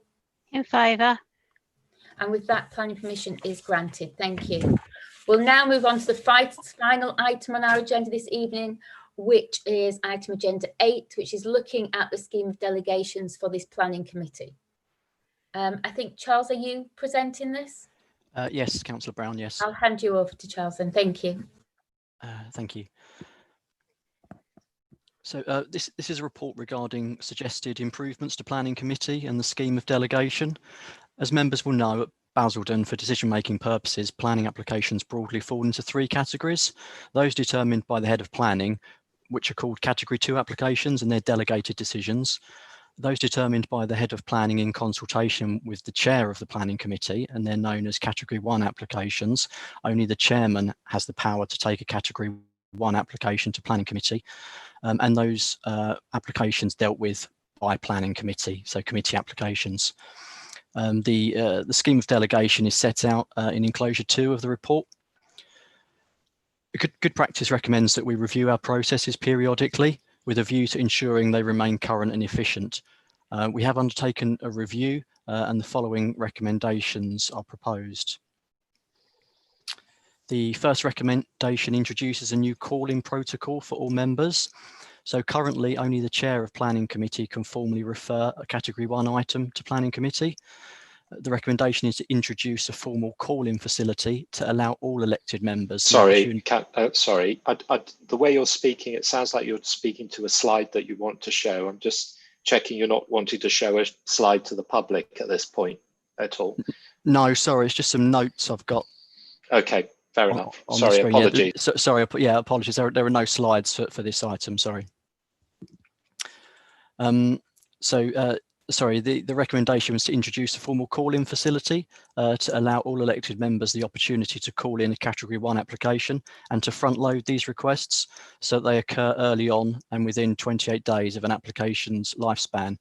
And that will be reported via the members bulletin and not near the end of the process. So applicants and local residents have greater certainty over the decision-making process. And a copy of the call-in form is attached at enclosure 3 of the report. The second recommendation is that all major planning applications shall be determined by planning committee. So presently some major planning applications, such as industrial development over 1,000 square metres, are listed as category 1 items. For consistency, it's considered that all major planning applications should be determined by planning committee. So therefore a change to the scheme of delegation is proposed to make it clear that all major planning applications shall automatically be determined by planning committee. The third recommendation is that planning committee is used to create a local planning committee and a strategic committee. So there are 2 planning committees per month, as members will be aware, and over the past few years, one of these committees is cancelled owing to small agendas. However, the changing nature of the borough and the ambitions for growth will lead to an increase in the number of major applications. Members will therefore be considering a greater number of large-scale planning applications, which will raise many planning issues and require lots of time to debate. In addition, there will also remain the more minor projects, which will also require members' attention. Therefore, it's recommended that the first committee date in the month will become a local planning committee, and this will deal with non-major planning applications and those which have been called in by members. The second committee date in the month will become a strategic committee, primarily for major and strategic planning applications, but can also include other applications, such as a carryover item from the first local planning committee. The idea behind this is that it would help to provide certainty to applicants about which planning committee their project will be heard at, and clarity for members about the type of planning applications they're likely to be considering at a particular committee. And the last recommendation is that we continue to hold technical briefings remotely. And from mid-November, we will look to change the technical briefing date to the Thursday before planning committee. So attendance at technical briefings has improved following the ability to hold these virtually through MS Teams. Holding the briefing the day before planning committee does limit the opportunity for officers to respond to members' inquiries on the items on the agenda. Therefore, it's suggested that the technical briefing is moved temporarily to the Thursday before planning committee from mid-November, and the start time changed from 6 p.m. to 7 p.m.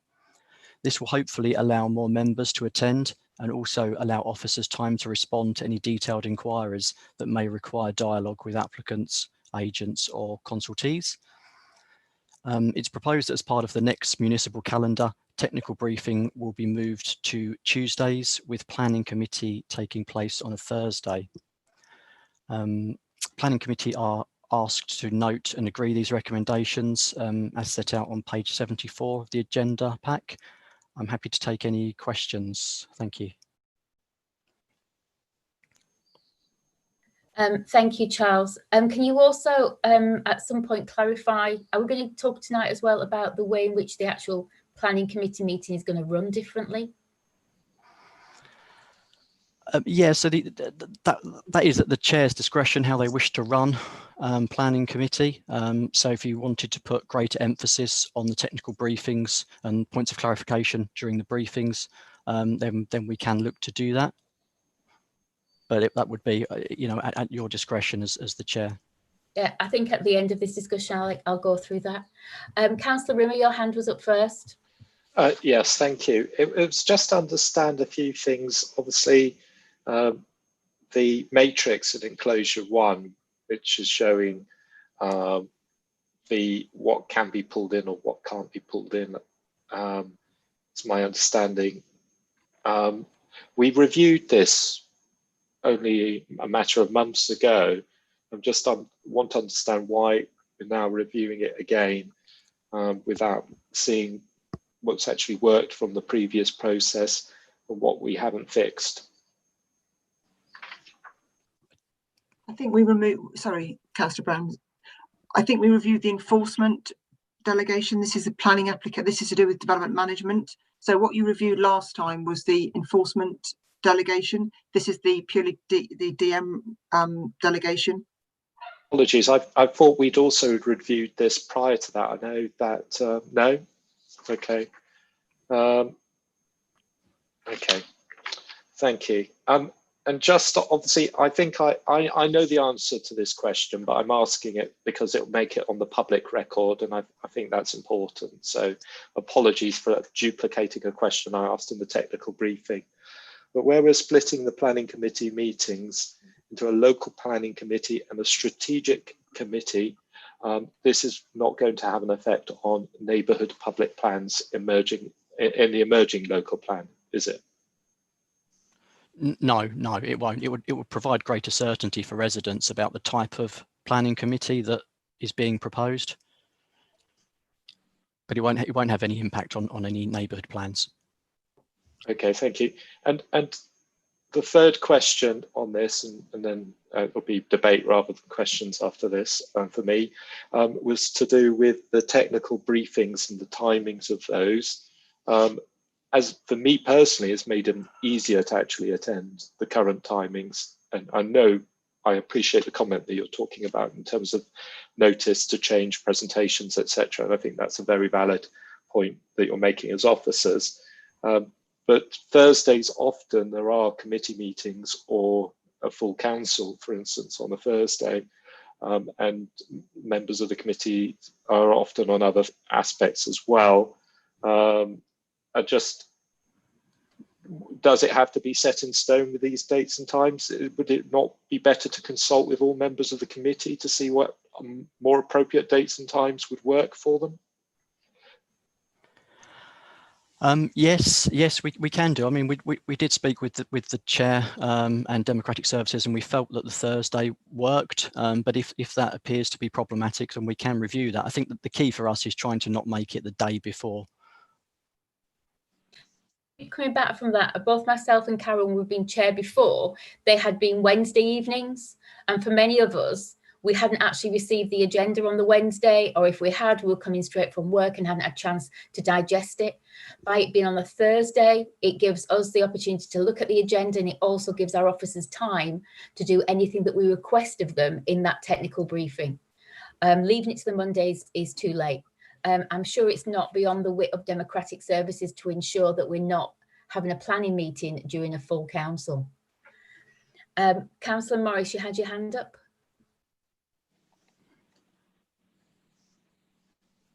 Yes. Are we discussing this, or are we just asking questions at the moment? Questions, please, first of all. Thank you. Okay, right. Well, back to when I was last chair of planning, we had divided the planning meetings up so that we had major developments on one of the 2 planning days of the month, and we had the minor ones on the other.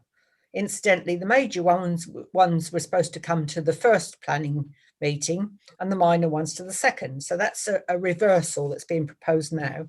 But as I say, it's back that far, which is more than 18 months. And it was because of that we had to keep cancelling planning meetings, because there weren't any major ones to bring to the committee. And we also ended up with 8 or 9 on some of the smaller meetings. So I can't see why, A, we need to put this in stone, and especially since we've been doing it for 18 months, and B, why it's necessary to switch them round. So I wonder if I could get an answer on that one. Also, with regards to the actual call-in, we're being told that the change will allow elected members to request a call-in for planning applications within the boundaries of their ward and an immediate adjacent ward, which is actually more restrictive than we've got at the moment in some ways, because we're allowed, we've been, all the planning chairmen, yourself included, have been very helpful. And when you say, you know, you want to call, you'd like to have something go to the committee, it's gone to the committee. Now, back in the days when I was at work, there were a couple of applications near where I worked. So they were of interest to me. And I, you know, I don't think I actually called them in, but I might, if I'd wanted to. With this, I wouldn't have been able to. So why only those wards is perhaps my question. Thank you. And I think the reason, can I just say something, Christian, before I bring you in about the wards? The reason for the wards is that we are all elected as local councillors to represent those wards. And I would hope in our group meetings and our meetings that we have with other colleagues, it's not beyond our wit to say to a colleague, I have an issue with this planned application, or have you thought about this, or have you read this, and have those discussions. We are each responsible for our wards, and that's the thinking behind that. But I'd like to bring Christine in at the moment to talk initially about the Carol's first point on the reasons for the major and strategics. Thank you. The reason for that is the fact that we do get, we've never had so many sort of burgeoning major applications we've got at the moment. I mean, we've over the next few months, we're going to have applications coming. And I think it's trying to split the major stuff up from the minor stuff, which is really important for decision making. And also, Charles has a lot of issues with developers that want committees, want their applications on certain days, or see 2 committees in a month. And we're saying that no, actually one of those committees is for major applications and one's for the for local issues. It's just making it very clear what they're for. If we get a committee if we get that local committee that's too heavily burdened with planning applications, we will move them to the later one if there's no majors. But when you're dealing with a we're going to be dealing with applications in the next few months that are going to be large applications in the town centre. You're going to need a lot of time to look at those, and a lot of debate that will be around those applications, and muddling that up with a minor application for a single dwelling. It's not ideal place for you to be trying to have discussions around major issues whilst trying to deal with a minor planning application. So I think that it makes a bit of clarity for our applicants, and it makes it very clear to you as members what you'll be looking at. And also it means that technical briefing before that major, especially the major sites discussions, will be a lot clearer for you. Now, whether you want to change it round and have the major early on and the local later on, I mean, that can be a debate that you might want to have later on. But I mean, we just looked at the current sort of types of committees. In terms of your discussion about call-in, I mean, I completely agree with what Councillor Brown says, is you are elected for your particular wards, and those wards are who you represent, and it works. This process works across a lot of the country, where elected ward members can call in their applications to request them to be heard at committee. So I really don't understand that if that's what you've been elected to do, that's what you should be elected to do. So really, that's a matter I think that is to do with as elected members. So that's answer to those 2 questions. Thank you. Questions. At the moment, the only other councillor I've got asking to ask a question would be Councillor Rimmer. Does any other councillors wishing to ask a question before I bring Councillor Rimmer back in? Oh, Councillor Morris, is this on the previous point or a new point? Well, it's just with response to what yourself and Mrs. Lyons was saying about representing your wards. Whilst I accept that, and it's fine with people like ourselves, Councillor Rimmer, myself and Councillor Turner, that's in a big group, but we have got an awful lot of rather small groups within the council at the moment who haven't got someone in their group that they can ask to look at particular things when someone comes to them about it. You know, does that mean, oh no, I can't deal with what you've got to say because you're not in my ward? I mean, for instance, I actually had someone who lives around the corner from me, who I know, asking me about a particular issue. The fact that they actually live in Chelmsford, not in Basildon, am I supposed to say, oh, well, I can't even try and find out the answer for you, go away? It just doesn't work that way. I don't think that is what we are saying, Councillor Morris, not at all. What we are saying is the purpose of calling, it will be the responsibility of those councillors within those wards in order to do that. And all of us, I mean, I've spoken to councillors who aren't in my ward, who aren't a member of my party, etc. at times, and councillors who have come to me who are not members of my party and are not in my ward to discuss certain matters.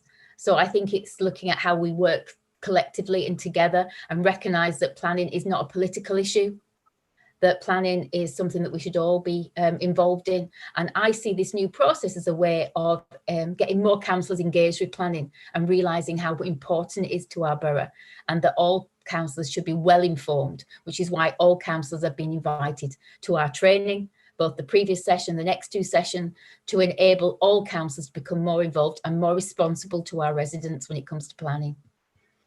Councillor Rimmer, you had your hand up. Yes, it was related to this ward issue, and it was just obviously. It is a question. Yes, it is. Yeah. So it's as I say, it's related, but it's not the same questions because you've answered that, and it's really that. Can it be considered a ward matter enough to be put into planning if the planning application is in a neighbouring ward that has substantial impact on the other ward? In terms of, let's say, parking, all the off-road parking is going to be in that member's ward for that particular application, for instance. Yes, that's why we said and adjacent wards. Oh, sorry, I didn't hear that bit. Apologies. Yeah, it's adjacent wards. That's what it says in the report, Councillor Rimmer. It says quite clearly that, so say if you're Pitsea South East, we've got an issue, something's going on in Pitsea North West, yes, you can bring it to us. Yeah. Any other councillors having any questions for our officers regarding the information given to you in the report? Okay, does any councillor wish to comment? Councillor Turner? Yeah, I mean, needless to say, I don't like this report. I'll be honest with you. I think it's restrictive. I think it's ill-conceived. The 28, I mean, let's have a look at what we've got now. Any member can call in anything with the help of the chairman. And that's been good for as long as I can remember. I represent Billericay West, but I'm quite happy to call in anything across the borough because I like to think that we would all represent the borough. So why are we being restricted? What's the purpose of that? That's not in our interests. That doesn't help a ward member, even if it happens to be, you know, even if I call something in Pitsea South East, why would you put that in there? The 28 days, I think that only helps officers. It doesn't help members. And I'll come back to my original point earlier this evening. We shouldn't be doing officers bidding. We are here to represent the community. We are. You shake your head, but that's exactly what you're proposing. We represent the community. We shouldn't have anything that is restricting us from doing our job. Now, I've had examples in the past where somebody's come to me and said, can you deal with this planning application? I've gone to other members because they happen to be not in my party.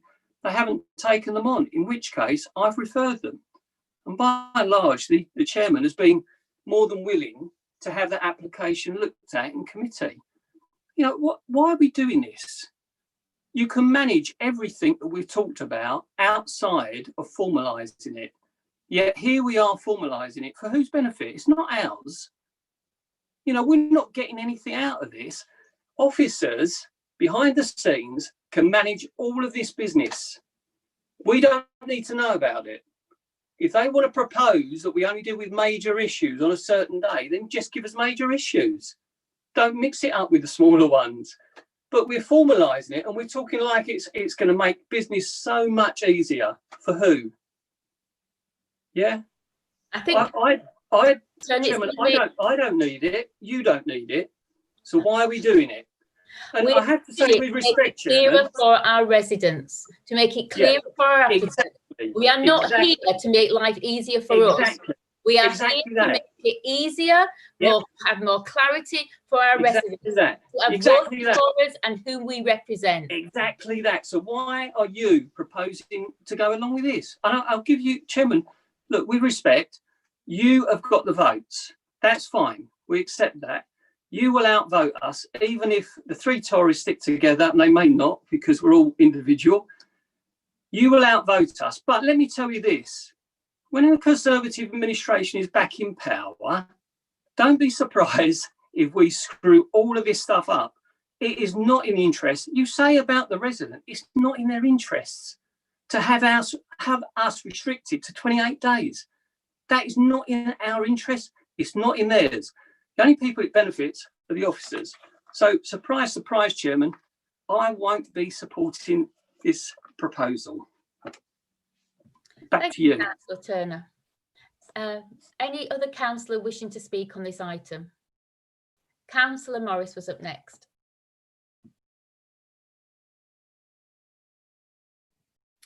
Yeah, okay. So I agree with the point that Councillor Turner was making. This is actually more restrictive. We are being limited as to which items can be called. We can make an issue. We can ask you, the chairman, to bring to committee. I quite agree. It's still, as it says, any proposed call-in must be agreed by the chair of the planning committee. Fine, that's the way it's always been. But we are limited as to what wards we can have an interest in.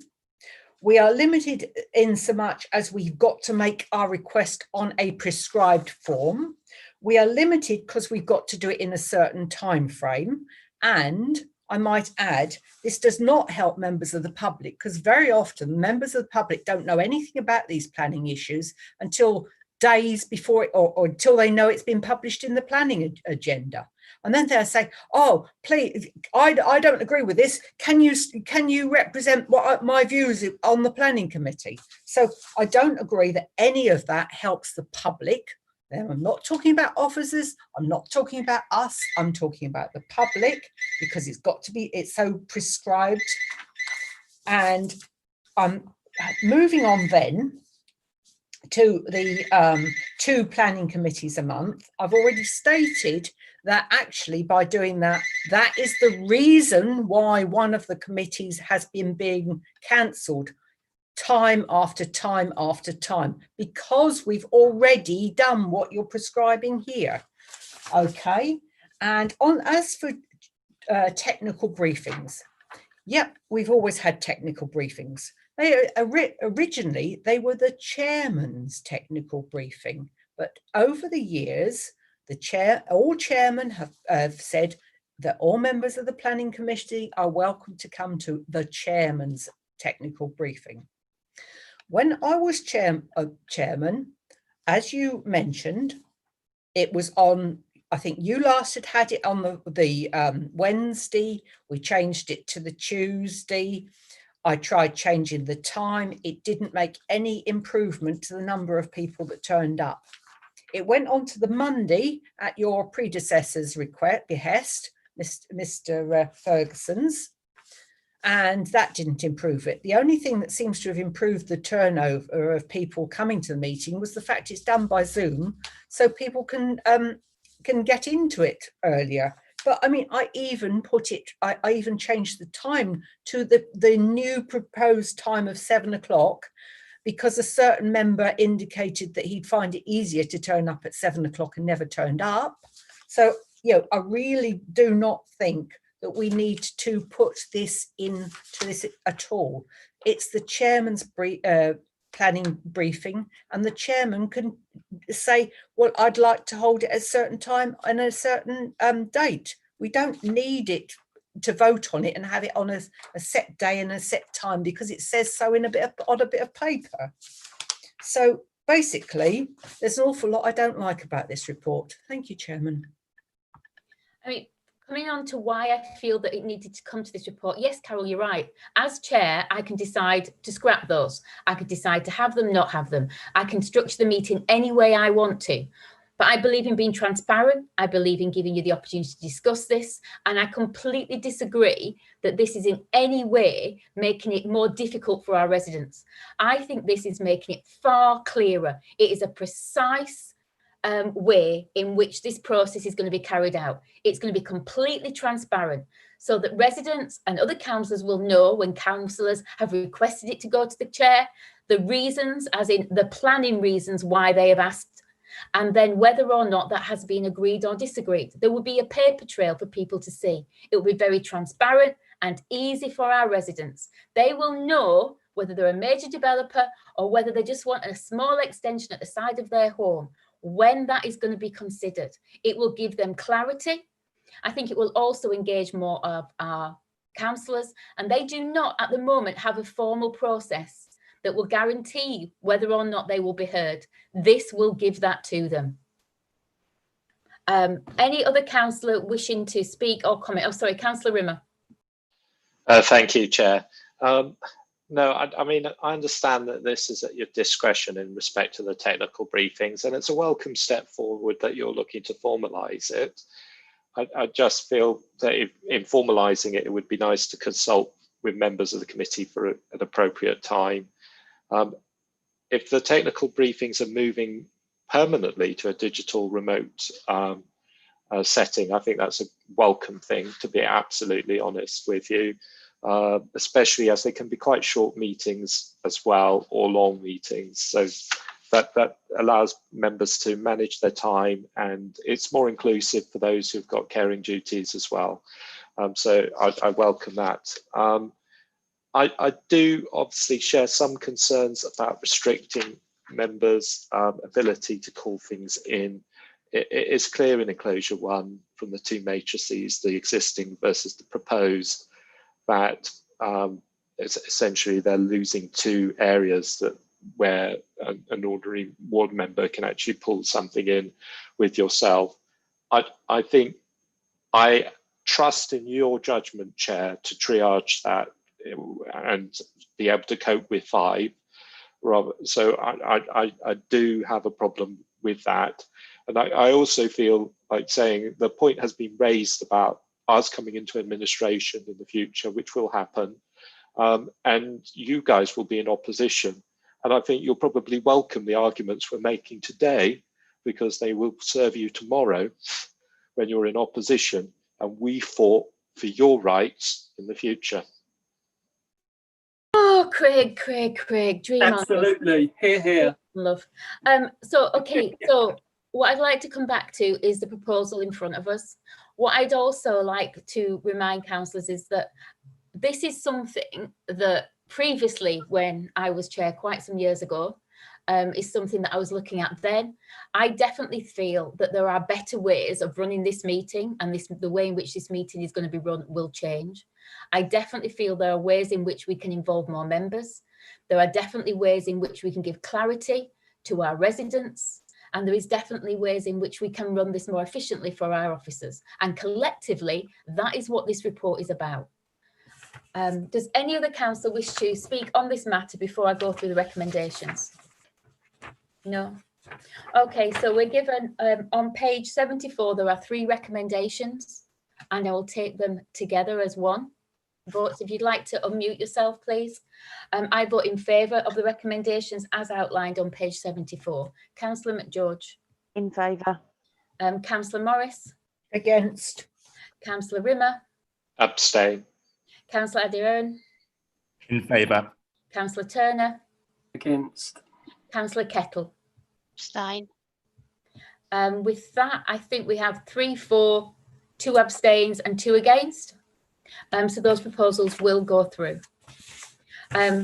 Further to that, what I'd like to say at this point, that myself and our planning officers will get together and we will look at how we're going to implement this moving forwards, so that we're all very clear and that all members are clear. We all know that all the future plan applications are published in the members' bulletin if people bother to read it. Hopefully this will engage them further and that they will do so. I will also say that for future meetings, once we get this up and running, there will be no longer an opportunity during the planning meeting for councillors to ask for points of clarification. That must be done before the meeting in a way in which has been outlined in this report. That's outrageous. And with that, councillors, I thank you for your attendance this evening. Outrageous. Sorry, can I just double check on something, because I think you misspoke. Thank you. Councillor Rimmer? If somebody said something in the meeting which is new evidence, that is a question. We can clarify that, can't we? Yes, but we're not going to have half the meeting where we're asking questions about a report that we all should have read beforehand, and we've all had plenty of opportunity to ask our officers about those things. So my proposal going forward, and I'm able to do this, is to remove that part from our usual way of we have worked previously, so that our meetings can be much more effective. So that's what this is all about then, Chair, is it? Open and transparency. Thank you. With that, I thank you for listening tonight. You are a disgrace. Absolute disgrace. Thank you, Councillor Turner. You're a disgrace. Thank you. And with that, we'll close